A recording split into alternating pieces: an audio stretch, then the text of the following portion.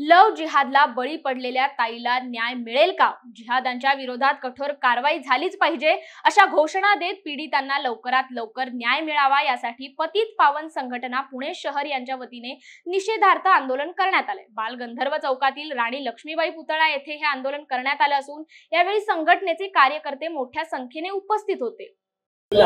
आज या ठिकाणी पतित पावन संघटना पुणे शहरातर्फे जिहादी वृत्तीने होणाऱ्या महिलांच्या मुलींच्या जे काय कत्तल आहेत किंवा जे काय आता जे काय घटना घडतात त्याचा निषेध करण्यात आला। भविष्यात अशा काही गोष्टी घडल्या तर तशाच तसं उत्तर देण्याची आता इथं पुढे आम्ही पण सुद्धा तयारी ठेवणार आहे।